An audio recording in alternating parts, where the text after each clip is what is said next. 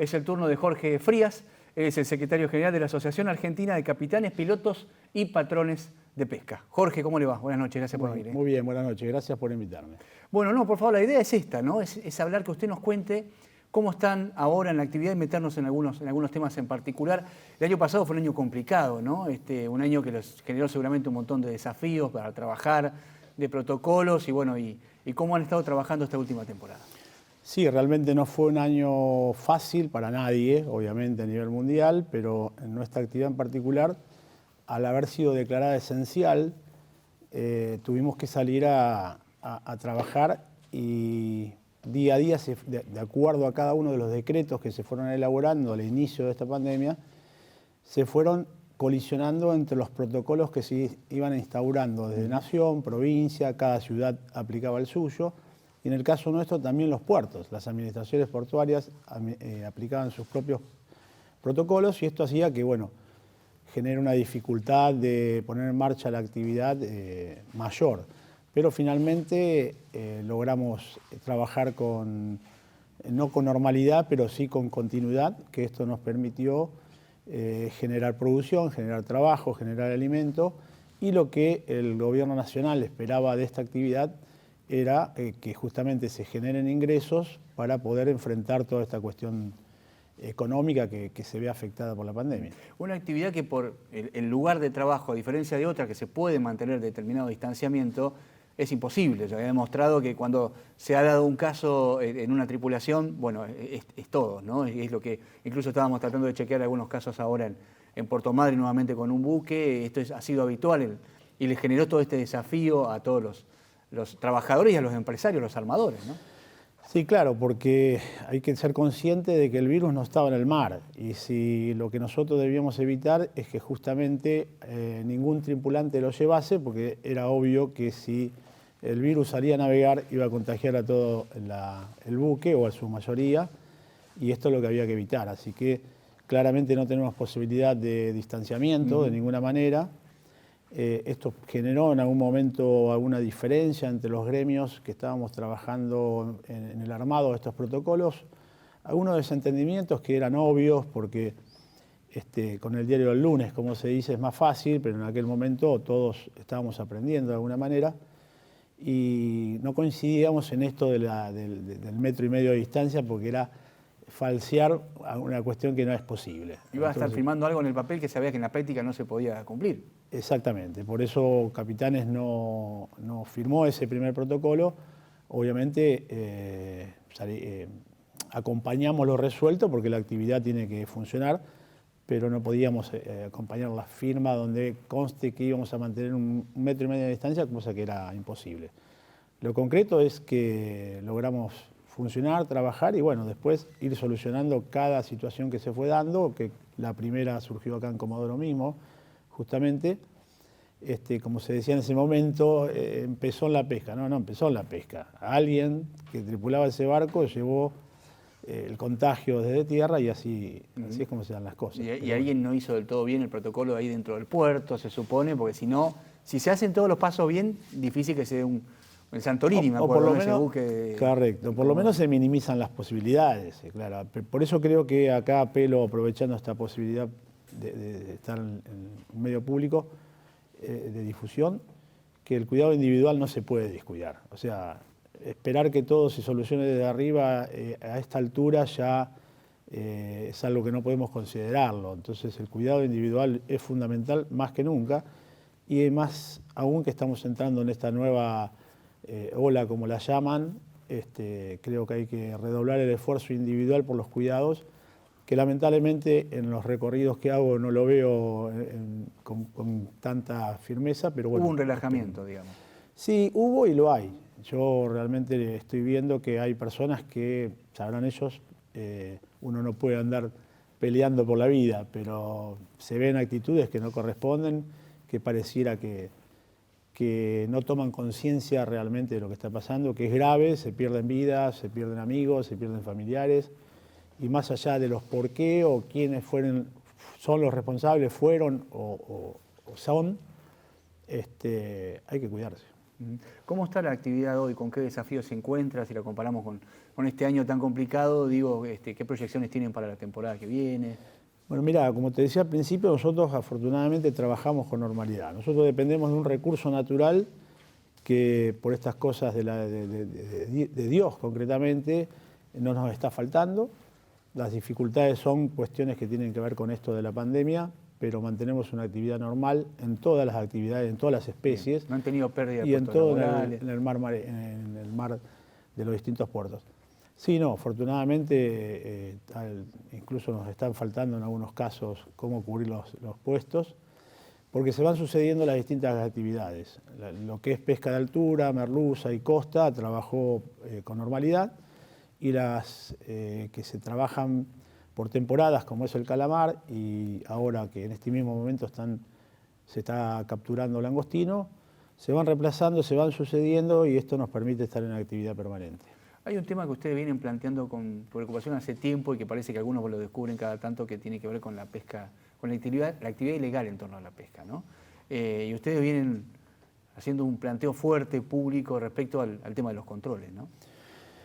Bueno, mirá, es un tema muy amplio, ¿no? Yo veo que se ha tratado con una liviandad en distintos sectores, con desconocimientos, con cosas que rebotan, información, pero el tema de las 200 millas, que concretamente lo que me estás diciendo, que no es algo realmente que a nosotros nos haya ocupado, sino nosotros nos hemos dedicado más a lo que es el cuidado del recurso dentro del mar argentino, dentro de la zona económica exclusiva, y la educación y la capacitación. Esas son cuestiones que nosotros hemos enfocado en nuestra conducción. Lo de las 200 millas es cierto, hoy los medios de comunicación nos permiten difundirlo más rápido, pero esto no es nuevo. Desde el año 90, que sobre las 200 millas hay buques extranjeros de distintos países pescando, en más o en menos. Lo que pasa obviamente que así como en la Argentina la flota se fue acrecentando, en el mundo también. Entonces, cada vez hay más barcos pescando sobre el límite de las 200 millas, no están cometiendo ningún delito, que estas son las cuestiones que a veces se escuchan decir con una liviandad, como decía. Impacta la imagen, digamos. Impacta, ¿no? la imagen, por supuesto, pero ellos están en mar abierto, en océanos, en aguas abiertas, donde no están cometiendo ningún delito. El delito es que ingresen a nuestra zona, y ahí es bueno donde hay que poner el foco un poco en controlar eso, pero te digo, no es algo nuevo realmente, nada más que hoy es muy fácil difundirlo. Falta una información más clara, porque si no todos estamos pensando que a la Argentina se la están llevando por ahí, y no es así. Bueno, y lo otro que usted decía, ahí en la capacitación y el cuidado de recursos en nuestras aguas, ustedes hacen mucho hincapié en esto de, por ejemplo, en capacitar. Sí, por supuesto. Yo creo, hace mucho tiempo que lo vengo sosteniendo, el recurso pesquero en la Argentina se trasladó a la Patagonia. En mi caso particular, mi primer viaje en el año 85 fue en Puerto Madryn, y quedé trabajando en Chubut desde entonces, estoy hablando desde ese entonces, y el recurso está acá. Entonces yo veo o noto a través de los años, y ahora más en la función que cumplo, que el sector patagónico no le está dando realmente el valor que tiene esto de poder tener un recurso tan cercano y aprovecharlo para generar producción, para generar trabajo, para generar alimento. Entonces, tratamos de que despacito se vaya tomando conciencia. Entiendo que a la industria pesquera lo que le hace falta es un cambio intelectual, y esto me refiero a un cambio generacional, donde el origen de la pesca se dio de una manera, en la pesca de volúmenes, y no de generar valor agregado, que es algo que obviamente genera trabajo, pero hay que pensar en la capacitación, porque para generar valor agregado se necesita mano de obra capacitada.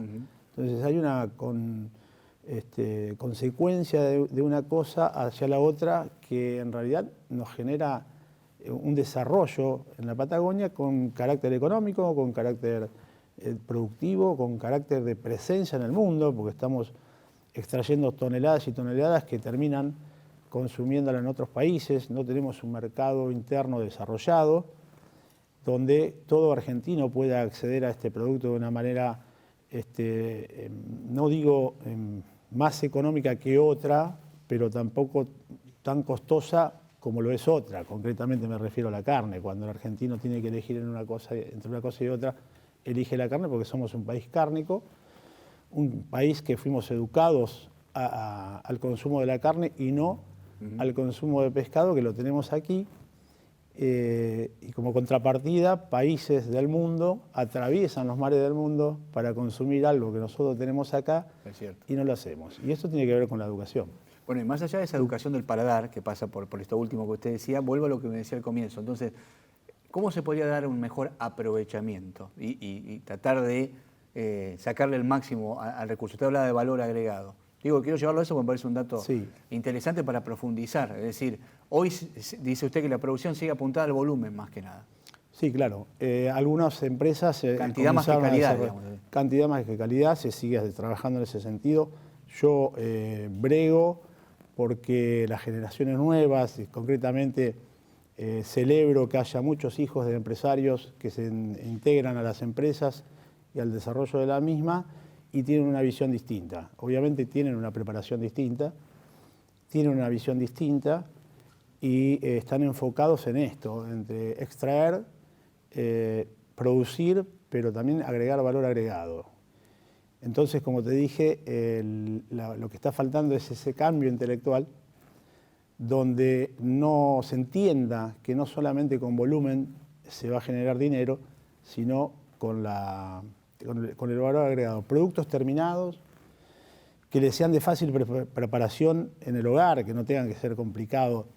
Esto a veces parece algo burdo, pero imaginar que un pez, cualquiera sea su especie, o un marisco, termine en un hogar tal cual como sale del mar, obviamente nadie va a querer prepararlo. Es como pensar que en vez de ir a la carnicería a buscar un kilo de carne cortada, le den un pedazo de vaca y usted tenga que ir a cortarlo a su casa. Entonces, esto es lo digo burdamente para que se entienda, esto es lo que está faltando, una política de Estado. Por eso el cambio intelectual también lo tienen que tener los políticos. También lo tienen que tener los políticos. Dependemos de ello para que haya una educación desde la escuela, desde el jardín inclusive, donde además de pensar en dibujitos que tengan que ver con vaquitas, con arbolitos, con casitas, también con pescaditos, y de ahí seguir incorporando el conocimiento de lo que significa el alimento de la pesca, el alimento del mar. Y por supuesto, cuando a uno le quiere dar alimento de pesca a un adolescente que nunca lo comió, no lo elige. Entonces, claramente lo que falta es una política de Estado realmente que eduque a que este alimento sea consumido desde la pequeñez, desde niño. Eso es lo que va a motorizar muchas cosas: trabajo, producción, todo, claro. Distribución en el interior del país, transporte, que llegue a todos los lugares del país de una manera práctica y en valor conveniente, por supuesto. ¿Y esto cómo lo hablan con las autoridades pesqueras, las provinciales, las nacionales? Digamos, ¿qué es lo que el sector reclama, les pide como para...? Habló de política de Estado, claramente, ¿no? Obviamente. No, y lo hablo como lo estoy hablando con usted. Lo que pasa es que el cambio intelectual del sector político todavía no llegó. Brego porque esté encaminado en ese sentido. No pierdo las esperanzas. Entiendo que así como el sector empresario, que está empezando a entender esta cuestión, si no es directamente con los empresarios históricos, digamos, del sector, sí celebro, como decía, a través de sus hijos que tienen una educación distinta y están viendo el mundo de una manera distinta. Espero que en el sector político pase lo mismo. Acá hay que trabajar de manera conjunta, políticos, gobierno, la clase política, la clase empresaria y la clase trabajadora, los representantes. Tenemos que entendernos, consensuar ideas, no podemos estar separados y con conflictos permanentes, solucionar las cuestiones salariales de la manera más pacífica posible y a partir de ello empezar a trabajar en conjunto para generar producción. Eso es que se incentiva a través, por ejemplo, me imagino, de políticas impositivas, es decir, bajarle la carga al que agrega más valor agregás, digamos, incentivarlo para que sea una carga fiscal menor, ¿no? Claramente esa es la participación del Estado. El Estado, a través de los gobiernos, hoy participa solamente para cobrar impuestos, claramente. Entonces la batalla que queda es entre empresarios y trabajadores, donde tenemos que dirimir nuestras diferencias porque tenemos un socio que es costoso y que no colabora, no participa en esta extracción de un recurso natural que lo siembra Dios y que nosotros simplemente lo extraemos, pero participa solo para cobrar. Entonces, cuando yo digo que el Estado, a través de su gobierno, debe participar, es por lo que usted dice. Tiene que haber una consideración en el consumo, en el costo del gasoil, que el empresario paga el gasoil al costo de que cualquier ciudadano lo paga en un surtidor, las cargas impositivas. Hace poco me tocó discutir en el Congreso, no discutir, sino hacer planteos ante el diputado Carlos Heller, ante el diputado Máximo Kirchner, ante el diputado Moyano, todos que estuvimos tratando el tema del impuesto a las ganancias, y entonces yo planteaba que si el impuesto a la ganancia, que como todo trabajador entendemos que es un impuesto que no debiéramos pagar, pero vivimos en un mundo donde en el mundo el trabajador paga, ¿por qué no pagaría el trabajador argentino? Pero lo que nosotros decimos es que el impuesto a las ganancias en el sector pesquero podría ser aplicado en los salarios básicos y no en la producción, porque eso, el impuesto sobre la producción que generamos a destajo, sin tener feriados, sin tener domingos, sin tener francos, porque nosotros tenemos que pescar cuando el recurso está, no cuando nosotros decidimos. Entonces, aplicar el impuesto es contrario a la necesidad de producir, o sea, desalienta la producción, o genera algo más grave, que es que algunos sectores, no digo todos, quiero aclararlo porque no es de manera general, algunos empresarios coaccionan a los trabajadores para terminar pagando salarios en negro. Entonces, el fin del impuesto al final termina siendo desperdiciado, digamos, ¿no? Generando algo contrario. Por eso creo que en algún momento se tendrá que entender que la participación del Estado a través del gobierno tiene que ser con una acción que sea parte de los costos para extraer y obviamente con condiciones que habrá que pactarlas. Hablaba de que el recurso se ha trasladado a la Patagonia, me quedaba pensando, digo, ¿cómo podemos situar la realidad de Chubut comparada con otras provincias de la región, en la actividad y si se quiere también con el puerto de Mar del Plata, ¿no? Es el desinterés que yo siento o que no entiende el sector político de pactar con el sector empresario para que haya verdaderas inversiones en el sector, porque el mayor problema que tiene la provincia de Buenos Aires, el puerto de Mar del Plata puntualmente, es la distancia. El costo mayor en la pesca es el combustible, el gasoil. Entonces, la trayectoria desde el recurso que está aquí en la Patagonia hasta Mar del Plata, obviamente le está dando un margen al sector empresario importante en el costo más alto que es el gasoil. Pero, ¿qué pasa? Los puertos de la Patagonia no están desarrollados como para recibir toda la flota, no están desarrollados, además tiene costo más alto, que en esto hablaba de que si querés traer la producción tenés que generar facilidades, conveniencias para que obviamente se venga a invertir aquí. Falta eso, falta un desarrollo. Le agradezco mucho, Jorge, que nos haya visitado y poder meternos un poquito en la actualidad de esta actividad pesquera tan importante para la provincia y que a la que le falta tanto, más allá de que genera, todavía por lo que usted nos explica, y cada vez que podemos charlar con alguien que es especialista en el sector, todavía podría crecer mucho más de Muchísimo lo que hoy tiene. Sí, sin duda que mucho más. Gracias, bueno, gracias a ustedes por invitarme.